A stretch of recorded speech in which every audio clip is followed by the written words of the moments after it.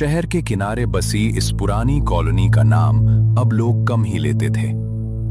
कहते थे यहां घर खाली नहीं होते, बस लोग अचानक रहना छोड़ देते हैं। आज उस कॉलोनी के मकान नंबर 17 के सामने रवि और उसकी मां खड़े थे, थके हुए, मजबूर और आने वाले अंधेरे से अनजान। रवि, जरा संभल कर उतारो बेटा, इसमें कांच के बर्तन हैं। मालिक ने कहा था। घर पुराना है पर किराया कम है, हमारे लिए अभी यही बहुत है। हाँ माँ, बस घर थोड़ा ज्यादा ही पुराना लग रहा है। देखो ना, खिड़कियों के शीशे तक टूटे हुए हैं। पुराने घरों में ऐसा होता है, 2 दिन सफाई कर लेंगे तो सब ठीक लगेगा।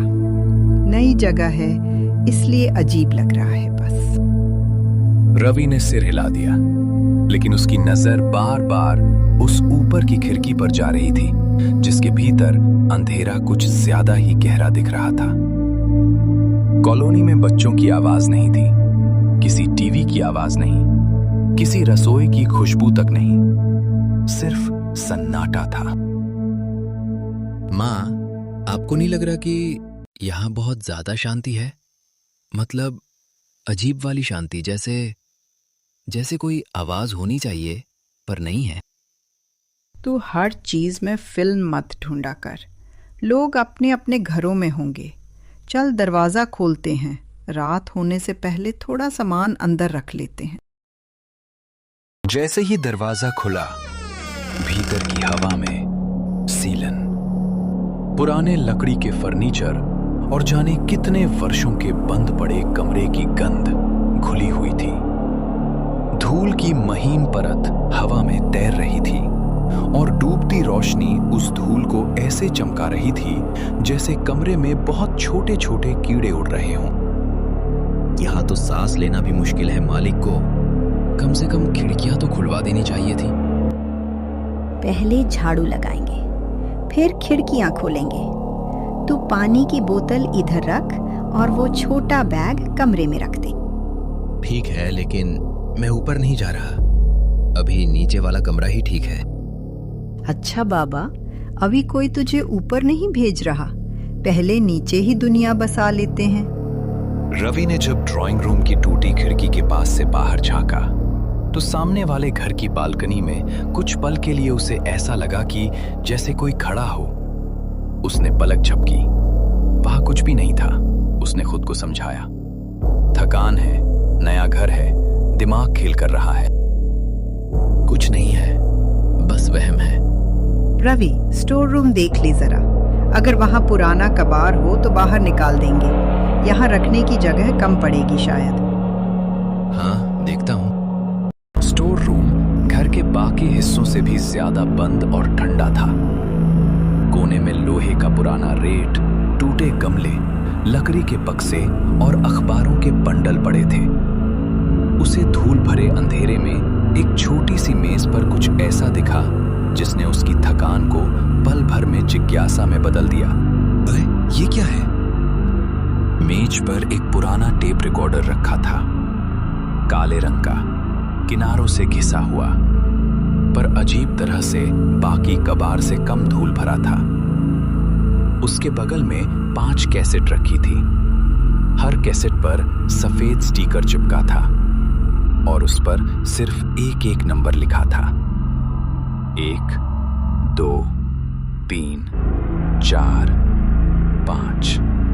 माँ, जरा इधर आओ, यहाँ कुछ मिला है। क्या मिला है? अगर कुछ टूटा फूटा सामान हो तो फेंक दे, मुझे किचन का सामान जमाना है। नहीं, सच में पुराना टेप रिकॉर्डर है और 5 कैसेट भी है। किसी ने नंबर लिख रखे हैं। बस इसी के लिए बुलाया। बेकार का कबाड़ है, ऐसे सामान में कीड़े पड़ते हैं, बदबू आती है। सब बाहर रख दे, कबाड़ी को दे देंगे। पर देखो ना, 5 पर सिर्फ नंबर है, कोई नाम नहीं, कुछ नहीं, जैसे किसी ने जानबूझकर सीरीज में रखा हो। रवि, हर रहस्यमयी चीज खजाना नहीं होती। कई बार लोग कचरा छोड़ जाते हैं। हमें यहाँ रहना है, पुरानी चीजों में उलझना नहीं। माँ एक बार सुन तो ले, हो सकता है पुराने गाने हो या किसी का रिकॉर्ड किया हुआ मैसेज हो। नहीं, अभी नहीं, पहले घर ठीक कर ले, रात हो रही है और मुझे ये घर शाम के बाद अच्छा नहीं लग रहा है। माँ ने ये बात सहजता से कही, लेकिन आखिरी शब्दों में एक हल्की कंपन थी जिसे रवि ने साफ महसूस किया। यानी बेचैनी सिर्फ उसे नहीं हो रही थी, फिर भी जिज्ञासा कई बार डर से ज्यादा ताकतवर होती है। बस 1 मिनट में नहीं चला तो फेंक देंगे। तू भी ना, ठीक है 1 मिनट, लेकिन अगर इसमें कुछ अजीब आवाज आई ना तो तुरंत बंद कर देना। अजीब आवाजें? माँ ये बस कैसेट है, भूतों का रेडियो नहीं। मजाक मत कर, पता नहीं क्यों इस कमरे में आते ही मेरे हाथ ठंडे पड़ गए हैं। जल्दी कर। जैसे ही प्ले बटन दबा, टेप रिकॉर्डिंग ने पहले एक लंबी घिसी हुई खराश निकाली, जैसे किसी पुराने गले से आवाज बाहर आने की कोशिश कर रही हो। रवि और उसकी माँ दोनों चुप हो गए। कमरे की हवा अचानक ठंडी लगने लगी। चल गया। जल्दी सुन और बंद कर, मुझे बिल्कुल अच्छा नहीं लग रहा। कुछ सेकंड तक सिर्फ सन्नाटा रिकॉर्ड हुआ था। फिर टेप में बहुत धीमी टूटी हुई सांसों जैसी आवाज उभरी। उसके बाद एक खुरदुरी फुसफुसाहट सुनाई दी, इतनी धीमी कि शब्द साफ नहीं पड़े, पर इतना साफ कि वो इंसानी थी और डरी हुई थी। माँ आपने सुना? हाँ, बंद कर इसे, अभी बंद कर। लेकिन माँ की बात पूरी होने से पहले टेप में अचानक एक स्त्री स्वर साफ हुआ, बहुत पास से, जैसे वो रिकॉर्डर के भीतर नहीं, इस कमरे के अंधेरे कोने से बोल रही हो। अगर तुम ये पहला कैसेट सुन रहे हो तो ऊपर वाले कमरे का दरवाजा मत खोलना।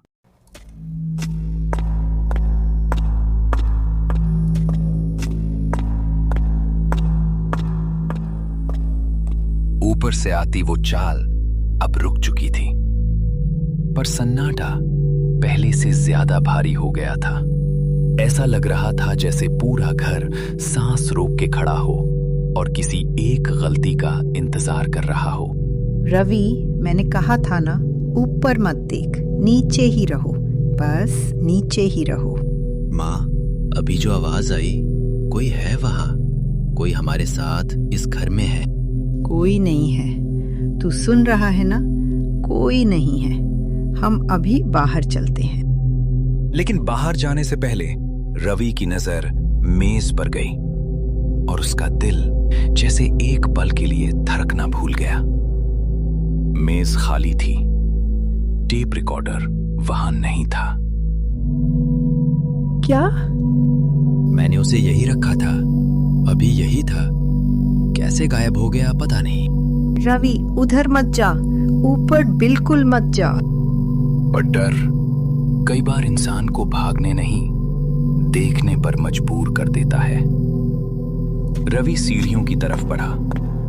हर पायदान पर उसके पैर रखते ही लकड़ी कराही, जैसे घर उसे पहचान रहा हो। अगर ये ऊपर है तो नीचे से गया कैसे? रवि, मेरी बात सुनो, वापस आओ। वो गलियारे तक पहुंचा। ऊपर वाला दरवाजा आधा खुला था, जबकि कुछ देर पहले वो बंद था। भीतर हल्की पीली रोशनी थी और कमरे के बीचों बीच वही टेप रिकॉर्डर रखा था, जैसे किसी ने जानबूझकर उसे वहां सजा कर रखा हो। नहीं, ये नहीं हो सकता। रिकॉर्डर के पास धूल पर ताजा खिसकने के निशान थे और उसके बगल में एक दूसरी कैसेट पड़ी थी। काले प्लास्टिक पर सफेद खरोचों से बस एक शब्द उभरा था, दूसरा। रवि, जवाब दो, ऊपर क्या है? माँ ये फिर यही है। उसे मत छूना रवि, भगवान के लिए उसे मत छूना। तभी रिकॉर्डर की लाल बत्ती अपने आप जल उठी। कोई बटन नहीं दबा था, रील के घूमने की सूखी आवाज कमरे में भर गई। रवि का हाथ अनायास आगे बढ़ा और उसने रिकॉर्डर उठाकर सीने से चिपका लिया, जैसे उसे साथ ले जाना ही अब जरूरी है। मैं नीचे आ रहा हूं। जैसे ही वहां मुड़ा, कमरे के अंदर से बहुत हल्की खिलखिलाहट की आवाज आई, बच्ची जैसी। रवि जल्दी जल्दी सीढ़ियां उतरने लगा। माँ, मैंने उसे स्टोर रूम में छोड़ा था, ये ऊपर कैसे आया? अब कुछ मत बोलो, बस बाहर चलते हैं अभी।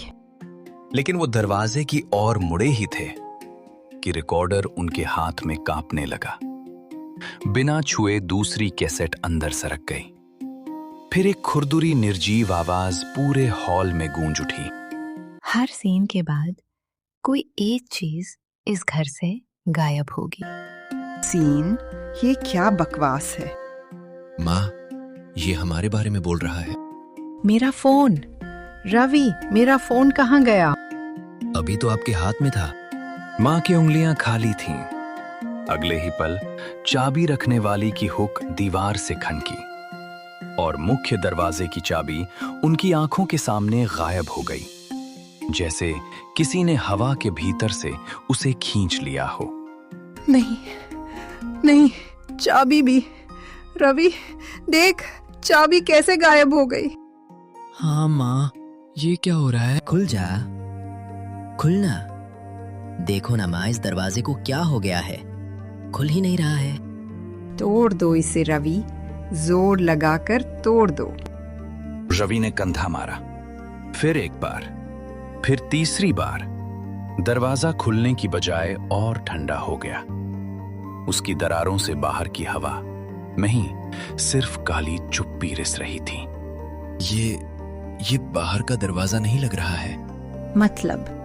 जैसे रास्ता ही नहीं है अब। उस एक वाक्य के साथ घर और भी बढ़ा और वे दोनों और छोटे लगने लगे।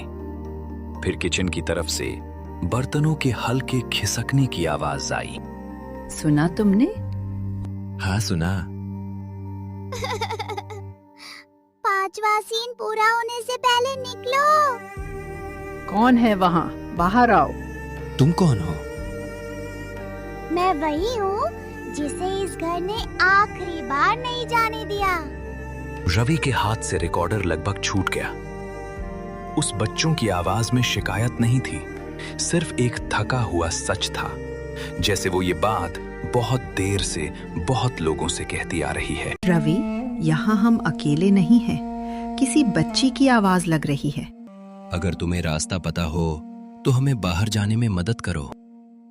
चिल्लाओ मत, वो सुन लेगा। कौन? जवाब आने से पहले रिकॉर्डर फिर से कांपा। इस बार उसने अंदर तीसरी कैसेट अपने आप घूमने लगी। लाल बत्ती स्थिर हो गई। किचन का अंधेरा जैसे पीछे हट गया, मानो जो भी वहां था वो भी इस आवाज से डरता हो। अब तीसरी कैसेट। हे भगवान, इसके बाद अब क्या होगा? जब 5वां सीन खत्म होगा, घर तुम में से एक को रख लेगा। और उसी पल ऊपर वाली मंजिल से फिर कदमों की आवाज आई। इस बार एक नहीं, 2 आवाज आई। ऊपर से आई 2 कदमों की आवाजों ने रवि के भीतर की आखिरी हिम्मत भी हिला दी। लेकिन उससे बड़ा डर उसके सामने था। मां कहीं नहीं थी। एक पल पहले तक उसकी मां यही थी, उसकी उंगलियां यही कांप रही थीं, और अब किचन में सिर्फ ठंडी हवा बची थी। माँ, जवाब दो प्लीज, मजाक मत करो, कहाँ हो तुम? माँ, तुम सुन रही हो ना? मैं अकेला नहीं रह सकता, मुझे डर लग रहा है। भाग जाना सबसे आसान था। मुख्य दरवाजा बस कुछ कदम दूर था, लेकिन इस घर ने अब तक जो दिखाया था उसे रवि समझ चुका था कि बाहर का रास्ता दरवाजे से नहीं, नियमों से खुलेगा। और नियम जानने का एक ही रास्ता था, अगली कैसेट। अगर मैं भागा तो वो तो शायद ही यही चाहता है। नहीं, पहले मुझे समझना होगा और माँ को ढूंढना होगा। यहाँ जो भी है सामने आओ और नियम बताओ। तो नियम सुनो। मेरी माँ कहाँ है? टेप की आवाज, 5 सीन पूरे, एक जीवित आवाज, हमेशा के लिए रिकॉर्डिंग बंद। क्या? उस वाक्य ने कमरे की हवा को और ठंडा कर दिया। इस घर में कहानी सिर्फ सुनाई नहीं जाती थी, पूरी होने पर वो किसी एक इंसान को अपनी आवाज, अपनी सांस और अपनी मौजूदगी समेत निगल लेती थी।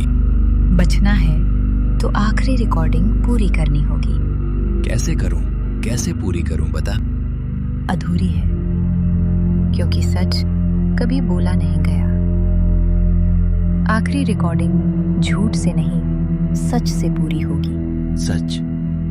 किसका सच बताना पड़ेगा? जिसने छुपाया उसी ने सिखाया। घर झूठ खाता है, डर पीता है। नीचे। तू वही है जो पहले बोल रही थी? हाँ, मैं वही हूँ। नीचे आओ वरना देर हो जाएगी। रवि नीचे गया। नीचे बच्ची थी और रवि की माँ थी। तुम मुझे सच्चे लगते हो। मैं तुम्हारी माँ को छोड़ रही हूँ अब। कभी इस घर में कदम मत रखना। चले जाओ यहाँ से। मैंने बहुत से किराएदार को यहाँ से जाने नहीं दिया, उनको बंदी बना लिया। बस तुम्हारी माँ को छोड़ रही हूँ, कभी वापस मत आना। रवि और उसकी माँ उस भूतिया घर से सही सलामत वापस दूसरी कॉलोनी में चले गए।